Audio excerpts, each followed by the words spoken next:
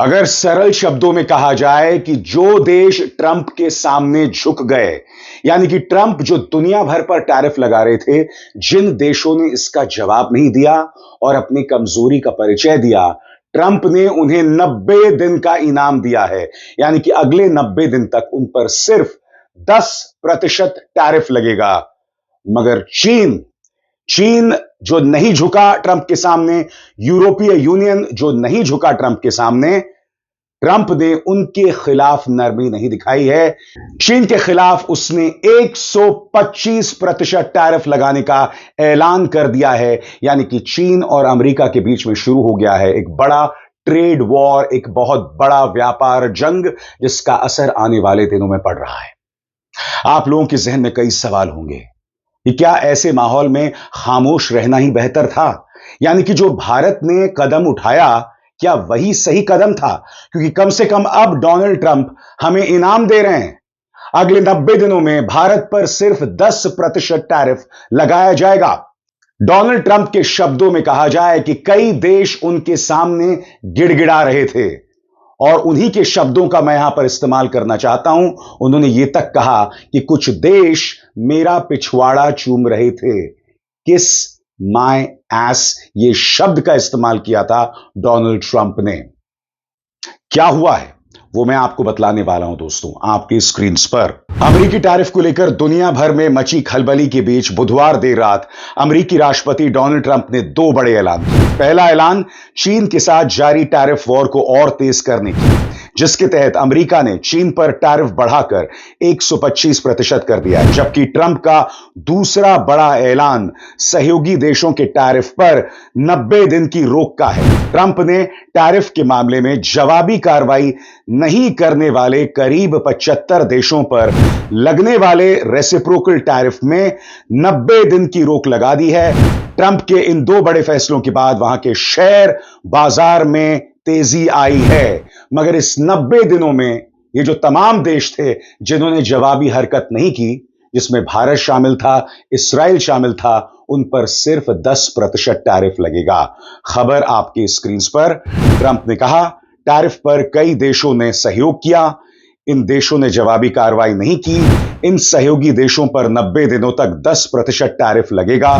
Tariff बढ़ाने की जो घोषणा बीते कुछ दिनों में ट्रंप ने की थी, वो इन पर लागू नहीं होगा। ट्रंप की घोषणा के अनुसार इन देशों से बातचीत के बाद टैरिफ पर आगे का फैसला लिया जाएगा। लेकिन चीन की जवाबी कार्रवाई से भड़के अमेरिका ने ड्रैगन पर टैरिफ और बढ़ा दिया है। मगर इसकी एक बहुत बड़ी कीमत चुकानी पड़ रही है दोस्तों।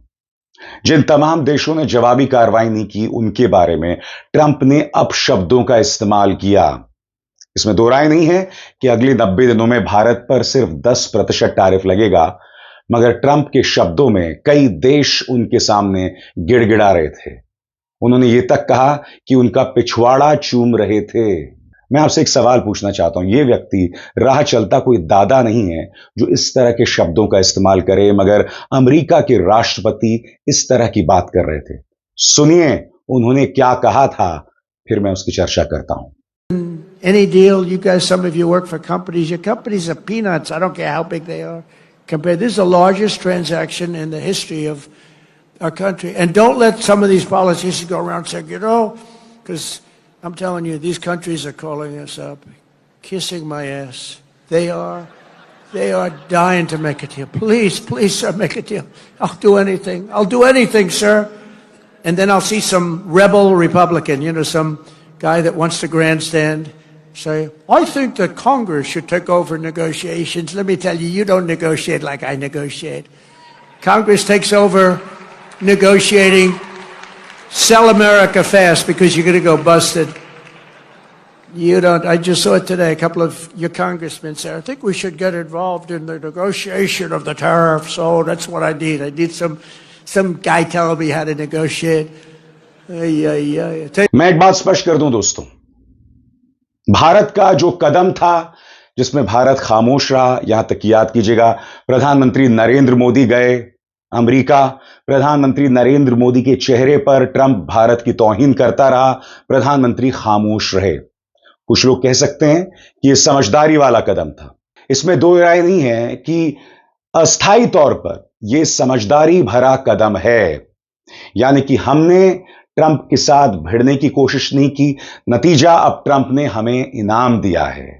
90 दिनों में 10% टैरिफ ही लगेगा। मगर जब इस दौर का इतिहास लिखा जाएगा ना, तब डोनाल्ड ट्रंप को एक नायक के तौर पर याद नहीं किया जाएगा, एक हीरो के तौर पर याद नहीं किया जाएगा। डोनाल्ड ट्रंप को एक बुली के तौर पर, एक दादा के तौर पर याद किया जाएगा, जो लोगों पर दबंगई कर रहा था और उसके सामने कई देशों ने झुकने से इनकार कर दिया था। सबसे बड़ी बात, यह व्यक्ति अब शब्दों का इस्तेमाल कर रहा था जो अभी अभी मैंने आपको सुनाया। मैं आपको बतलाना चाहता हूं कि डोनाल्ड ट्रंप ने दरअसल अपने सोशल मीडिया अकाउंट ट्रूथ में क्या कहा, आपके स्क्रीन पर। दुनिया के बाजारों के लिए चीन ने जिस तरह से सम्मान नहीं दिखाया, उसके आधार पर मैं अमेरिका की ओर से चीन पर लगाए जाने वाले टैरिफ को बढ़ाकर 125% कर रहा हूं, जो तुरंत प्रभाव से लागू होगा। उम्मीद है कि जल्द ही लगातार आर्थिक रूप से नुकसान पहुंचाने के दिन अब नहीं रहे और यह स्वीकार्य भी नहीं है। दिलचस्प बात यह है दोस्तों, जहां चीन पे 125% टैरिफ लगा दिया गया है, यूरोपीय यूनियन भी चीन की राह पर चल पड़ा है और वो डोनाल्ड ट्रंप पर जवाबी टैरिफ लगाने वाले हैं। यानी कि यूरोपीय यूनियन भी इस वक्त ट्रंप के सामने झुकने को तैयार नहीं है और यूरोपीय यूनियन को लेकर ट्रंप की क्या सोच होगी, यह इस वक्त स्पष्ट नहीं हो रही है आपकी स्क्रीन पर। इसके अलावा ट्रंप ने जो 90 दिनों की रोक का ऐलान किया है, इसका मतलब यह है कि चीन को छोड़कर बाकी देशों पर इस 90 दिन के दौरान एक समान 10% का रेसिप्रोकल टैरिफ लगाया जाएगा। यह जानकारी व्हाइट हाउस की तरफ से दी गई। अमेरिकी वित्त मंत्री ने बताया कि कनाडा और मेक्सिको, जिन पर पहले कुछ सामानों पर 25% तक टैरिफ था, अब उन्हें भी 10% के बेस लाइन टैरिफ में शामिल किया जाएगा। हालांकि उन्होंने यह साफ नहीं किया कि यूरोपीय यूनियन भी इस रियायत में शामिल है या नहीं है। और आगे बढ़ने से पहले एक जरूरी संदेश, मेरे कार्यक्रमों के लिए आप नोटिफिकेशन का इंतजार मत कीजिए। मेरे चैनल में जाइए और खुद जाकर कार्यक्रम देखिए और रहिए अपडेटेड। और हां, ज्वाइन कीजिए मेरा चैनल। देखिए यह जरूरी संदेश।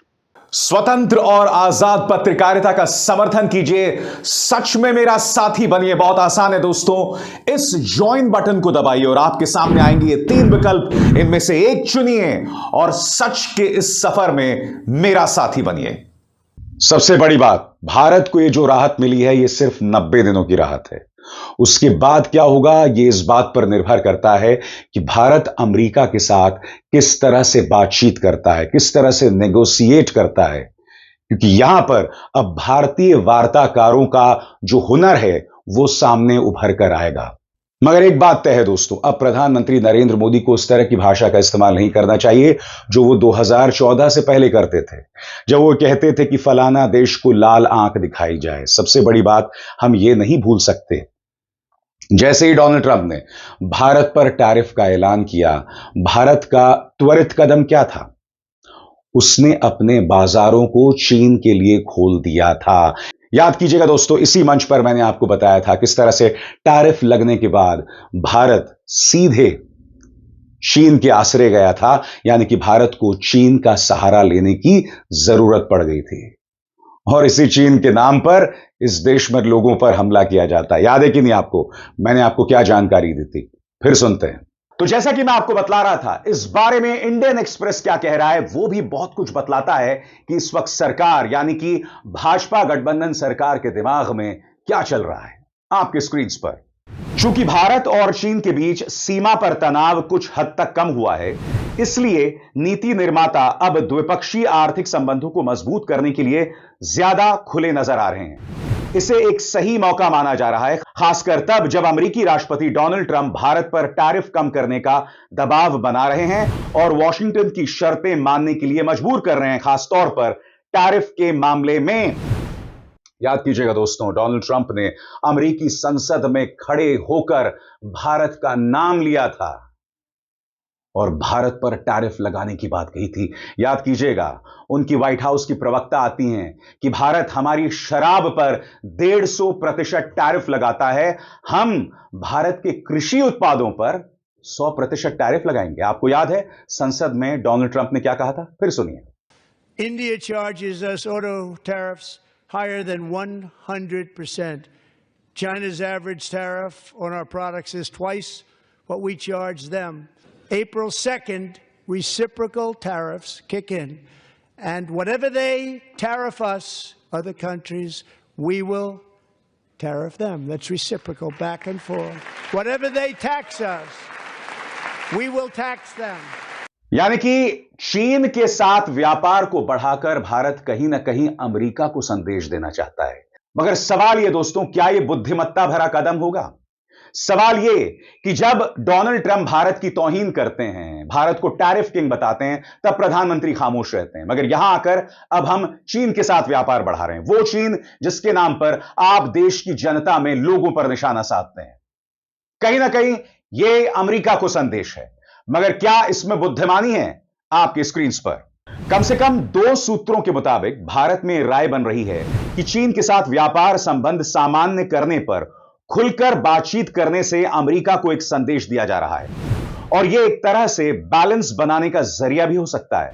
बताया जा रहा है कि वित्त मंत्रालय ने हाल ही में एक प्रेजेंटेशन दी थी जिसमें इस वित्त वर्ष की शुरुआत में कुछ प्रतिबंधों में ढील देने की सिफारिश की गई थी। भारत का मानना है कि ट्रंप के युग में चीन के साथ संबंध सुधारने ही पड़ेंगे। सवाल यह कि क्या यही एक रास्ता है? तो गौर कीजिए इस बारे में इंडियन एक्सप्रेस क्या कहता है।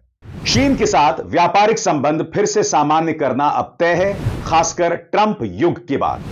यह बस समय की बात है, लेकिन इसे कैसे किया जाएगा इस पर सरकार के अंदर अभी भी चर्चा चल रही है। वैसे भी व्यापार और गैर व्यापारिक बाधाओं को हटाने की मांग इंडस्ट्री से लगातार आ रही है, खासतौर से छोटे और मझोले कारोबारों से एक सूत्र ने बताया। तो दोस्तों, ये जो छोटे और मझोले व्यापारी वाला धर्म संकट है, इसका जिक्र आपने इंडियन एक्सप्रेस की रिपोर्ट में भी देखा और न्यूज एक्स की रिपोर्ट में भी देखा। सरकार हवाला दे रही है छोटे व्यापारियों का, यानी कि जमीन तैयार की जा रही है यहां पर यह बतलाने की कि देश की जनता को नुकसान हो रहा है, लिहाजा चीन ने जो किया हम आंखें बंद कर लेंगे। मगर आज मैं आपके सामने एक सवाल करना चाहता हूं।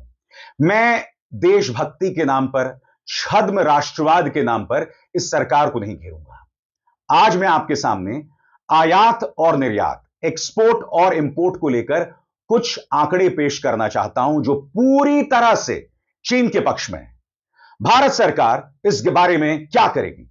और मैं चाहूंगा कि इस सवाल का जवाब बीजेपी गठबंधन सरकार जरूर दे। इंडियन एक्सप्रेस में बाकायदा दोस्तों यह आंकड़ा छपा हुआ है, इंपोर्ट और एक्सपोर्ट को लेकर दोनों की मैं चर्चा करना चाहूंगा। सबसे पहले मैं आपका ध्यान खींच रहा हूं दोस्तों, चीन में जो भारतीय सामान जाता है, यानी इंडियन एक्सपोर्ट्स टू चाइना, और ये आंकड़े जो हैं ये अरब डॉलर में है, बिलियन डॉलर्स में है। आपकी स्क्रीन पर साल 2020, उस वक्त भारत जो चीन में सामान भेजता था, यानी भारत जो चीन में एक्सपोर्ट करता था, उसका आंकड़ा था 18.95 अरब डॉलर्स, और यह पिछले साल के मुताबिक यह जो है 10.69% की उछाल थी। अब हम आते हैं 2021 में दोस्तों। 2021 में याद कीजिएगा, यह वो दौर है जब गालवान घाटी में संघर्ष होता है, हमारे सैनिक मारे जाते हैं। मगर 2021 में अगर आप देखें, भारत जो चीन में सामान भेज रहा था, यानी कि एक्सपोर्ट कर रहा था, उसमें करीब 21% की उछाल आती है। भारत जो चीन में सामान भेज रहा था उसकी कुल लागत थी 23.05 अरब डॉलर्स। 2021 के बाद अब हम आते हैं 2022 में, और जैसे कि आप 2022 में देख रहे हैं, यहां पर जो भारतीय एक्सपोर्ट है उसमें करीब 34% की गिरावट आती है, और भारत का जो एक्सपोर्ट है उसका आंकड़ा होता है 15.15 अरब डॉलर्स। अब हम 2023 की तरफ बढ़ते हैं। भारत का जो एक्सपोर्ट है चाइना में वो करीब है 16.23 अरब डॉलर्स, और यहां पर उछाल आता है 7% का, 7.13% का। अब हम 2024 में आते हैं दोस्तों, तो 2024 में 9.23% की गिरावट आती है, और भारत का जो एक्सपोर्ट है चाइना में, यानी कि भारत जो सामान भेज रहा है उसकी लागत है 8.46 अरब डॉलर्स। आप देख सकते हैं दोस्तों, ये जो तमाम आंकड़े मैंने आपको बतलाए हैं, हालत बहुत दयनीय है। यानी कि भारत जो चीन को सामान भेज रहा है उसका आंकड़ा बहुत कम है, और दूसरी तरफ अगर हम चीन पर निगाह डालें, चीन का जो सामान आ रहा है वो डबल फिगर्स में है। सबसे पहले आपके स्क्रीन पर मैं बात कर रहा हूं 2020 की। 2020 में जो चीन से सामान आता था, चीन से जो इंपोर्ट होता था, इंडियाज इंपोर्ट फ्रॉम चाइना आंकड़ा था 58.71 अरब डॉलर्स, और यह पिछले साल की तुलना में 14% की गिरावट थी। अब अगले ही साल यानी गालवान घाटी संघर्ष के अगले ही साल इसमें उछाल करीब 50% का आता है, 49.29%। और इंडियाज इंपोर्ट फ्रॉम चाइना यानी कि जो सामान चीन से आ रहा है उसका आंकड़ा है 87.65 अरब डॉलर्स। अगले साल दोस्तों और भी उछाल आता है, और यह उछाल है करीब 17% का। और अब इंडियाज इंपोर्ट फ्रॉम चाइना यानी कि जो आयात हो रहा है उसका आंकड़ा है 99.59 अरब डॉलर्स। अगले साल गिरावट सिर्फ 9% की है, और जो सामान आ रहा है चीन से वो है 50.35 अरब डॉलर्स।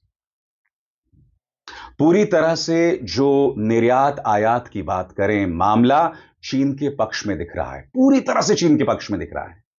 और अब हमने दरवाजे और खोल दिए हैं। ये जो व्यापारिक मसौदा है, ये जो व्यापारिक पेशकश है, मैं समझना चाहता हूं इसके पीछे सोच क्या थी। तो जिस चीन के नाम पर राहुल गांधी पर प्रहार किया जाता है, मीडिया संस्थानों पर रेड मारी जाती है, उसी चीन के लिए भाजपा सरकार ने अपने दरवाजे खोल दिए। मैं फिर दोहरा दूं दोस्तों, भारत को नुकसान फिलहाल सिर्फ 10% का है, और वो अगले 90 दिन। मगर जैसे मैंने कहा ना, जब इस दौर का इतिहास लिखा जाएगा तब यह याद किया जाएगा कि एक बुली के सामने, एक दबंग के सामने कुछ देशों ने झुकने से इनकार कर दिया था। यह मत भूलिए कि कनाडा ने भी अपनी शुरुआती प्रतिक्रिया में डोनाल्ड ट्रंप को करारा जवाब दिया था, और यह कहा था कि हम आप पर टैरिफ लगाएंगे, हम आपके सामानों पर टैरिफ लगाएंगे। यानी कि कनाडा खामोश नहीं रहा था। अब कनाडा के खामोश न रहने का उसे इनाम इस तरह से मिल रहा है कि वो इन देशों में शामिल नहीं रहे जिन पर अगले 90 दिनों में सिर्फ 10% टैरिफ लगेगा। जहां तक चीन की बात है, चीन झुकने को तैयार नहीं था, और उसने अपनी तरफ से कह दिया था कि हम ताबड़तोड़ अमेरिका पर टैरिफ लगाएंगे। और चीन ऐसा क्यों कर रहा है? क्योंकि चीन इस वक्त दुनिया का प्रोडक्शन हब है, चीजों का उत्पादन वहां पर होता है। सबसे बड़ी बात, अमेरिकी अर्थव्यवस्था काफी हद तक चीन पर भी निर्भर करती है। ये रिश्ता एक दूसरे के पूरक हैं। अब आने वाले दिनों में पता चलेगा कि इसका नुकसान चीन को कितना है और अमेरिका को कितना। मगर जैसे मैंने कहा, जब इस दौर का इतिहास लिखा जाएगा तब यह जरूर याद किया जाएगा कि कौन कौन डोनाल्ड ट्रंप के सामने झुक गया और कौन झुकने को तैयार नहीं था। अभिसार शर्मा को दीजिए इजाजत। नमस्कार।